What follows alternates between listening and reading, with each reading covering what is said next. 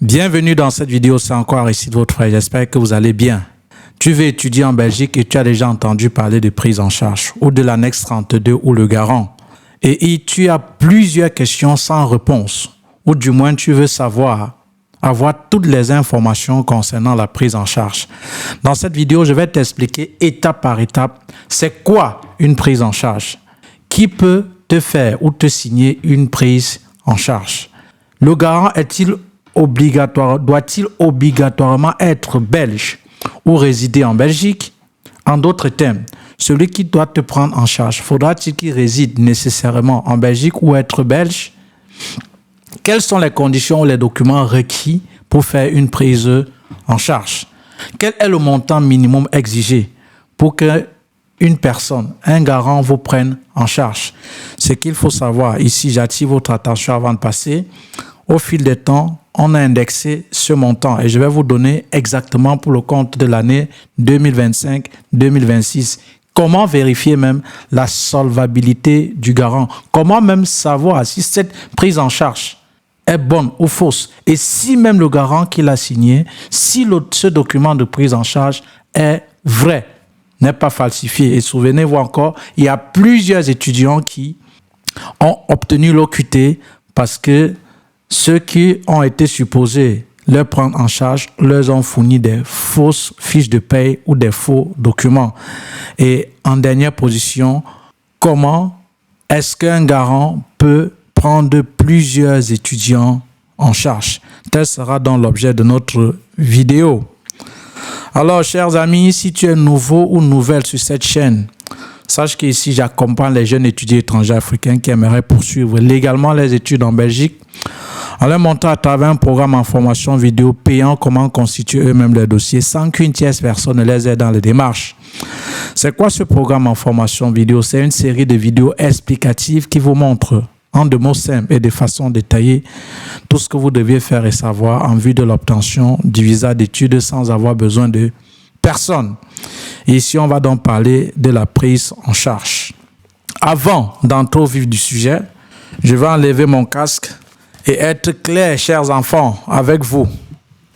Alors, pour ceux-là qui sont confrontés ou qui seront confrontés au problème de prise en charge, et si vous voulez quelqu'un pour vous aider, vous rendre service dans ce sens, vous pouviez me contacter.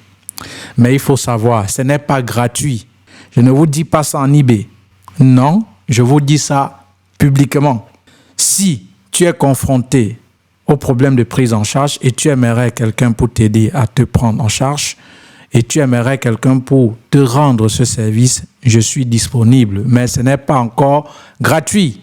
Parce qu'aujourd'hui, avec les avènements des médias sociaux, parfois quelqu'un vous écrit ou il vous appelle ou je ne sais pas, il veut converser avec vous. Naturellement, vous causez, il dit, il vous enregistre. Et c'est comme ça qu'il utilise cet enregistrement contre vous. Vous voyez, je ne parle pas pour moi en eBay, je parle toujours pour moi face caméra. Et encore, j'aimerais préciser avant de répondre toujours aux questions dans des prochaines vidéos. Chers amis, vous pouviez m'écrire au mail indiqué academy2024@gmail.com pour solliciter mon aide, ce service concernant la prise en charge. Je peux même vous demander de me payer pour que je vous donne les modalités. Par conséquent, je ne vais pas appeler quelqu'un pour venir vers moi, pour l'aider dans ce sens. Mais maintenant, si vous venez, peut-être c'est dans l'optique de croire que ça sera gratuit ou peut-être pour m'enregistrer, je ne sais pas pour quel dessin, j'anticipe pour vous le dire maintenant, pas en eBay. Parce qu'en eBay, je dis le plus souvent, c'est la sorcellerie, les enfants. Voilà. Donc, deux choses à retenir. Tu peux me contacter pour la prise en charge, même pour te donner les modalités, pour te trouver un garant, je te demande de me payer. Et je peux même te donner les modalités, ça peut te plaire ou ça peut ne pas te plaire. Je ne reviendrai jamais et jamais vers toi ou vers vous. Voilà. Et ce qu'il faut savoir, la prise en charge concernant les moyens de subsistance pour les études en Belgique n'est pas la seule méthode. Il y a 3 méthodes et j'ai déjà fait une vidéo là-dessus.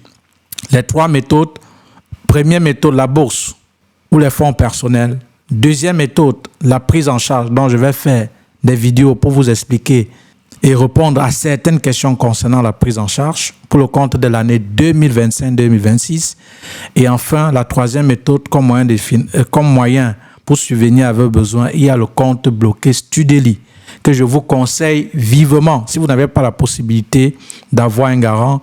Et cette méthode Studeli de compte bloqué qui est 100% fiable et attestée même par l'Office des étrangers, et vous pouvez aller consulter cela même dans le site de l'Office des étrangers. Et si vous voulez faire un dépôt ou un compte bloqué à Studeli, utilisez mon code de promo KTA 2000, KTA 10 pour pouvoir obtenir une réduction. Peu importe où vous vous trouvez, utilisez mon code de promo KTA 10 pour obtenir une réduction de 10 € qui vont entrer nécessairement dans vos poches. Voilà. Donc, on va passer maintenant aux prochaines vidéos où je vais donc répondre à toutes ces questions. J'espère que c'est clair, chers amis. Et je veux encore dire, la prise en charge n'est pas l'unique moyen pour prouver votre moyen de subsistance. Maintenant, si vous ne pouviez pas faire un compte bloqué, ou si vous n'êtes pas boursier, ou ni justifier vos fonds personnels et que vous sollicitez un garant et que vous voulez que je vous aide dans ce sens, vous pouviez m'écrire à l'adresse email academy2024@gmail.com. En description de la vidéo, je vais mettre l'adresse email. Et deux choses à savoir. Un, je peux vous demander, si vous me contactez, bonjour monsieur Arissi, oui, j'aimerais une prise en charge. J'aimerais que vous m'aidez dans ce sens. Quelles sont les conditions? Je peux vous dire, pour vous donner les conditions, il faut payer une consultation. Je peux vous donner mon prix. Donc, attendez-vous à ça. Ou deuxième chose, je peux ne pas vous demander de payer cette consultation pour que je vous donne les conditions et je vous exige un certain montant pour l'avoir. Donc, je ne dis pas en eBay, je préfère vous le dire là pour vous faciliter la tâche pour toute chose. Voilà. Donc, rendez-vous donc à la prochaine vidéo où je vais donc répondre à vos questions concernant la prise en charge. Est-ce qu'il y a la forme, les amis? Abonnez-vous, hein, parce que vous êtes devant le pape concernant la procédure en vue de l'obtention du visa d'études pour la Belgique. À tout de suite.